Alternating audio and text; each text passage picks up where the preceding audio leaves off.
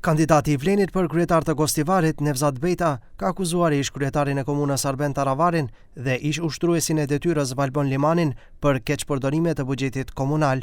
Sipas Bejtës, ata i kanë fryrë çmimet për 2 projekte, atë të ndërtimit të sallës së Këshillit dhe projektit për nevojat e qytetit.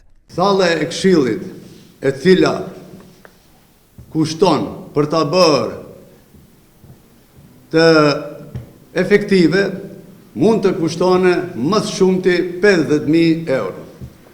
Ata e kanë ndërtuar sallën e Këshillit, e cila ka kushtuar parafërsisht 750.000 euro.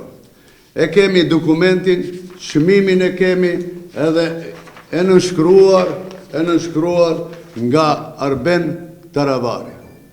Për ta përgatitur një projekt për nevojat e komunës, kushton 5.000 euro. Këta e kanë bërë çmimin 200.000 euro. Janë në këtë formë, ata e kanë shkatruar qytetin dhe e kanë dëmtuar buxhetin e komunës së Gostivarit.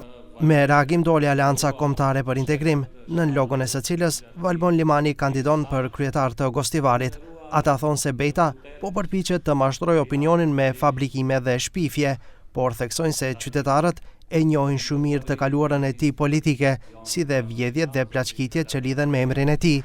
Të pavërteta, ai duhet ja përgjigje të qarta para qytetarëve, si i ka realizuar aksionet në hidrocentrale, prej nga i buron investimi prej mbi 30 milion euro në Mavrov, si është bërë shitja tokave atraktive shtetërore në Gostivar gjatë qeverisjes së tij me klanin e tij kriminal dhe sa dosje ndjekin nga afër për keqpërdorime të dyshuara.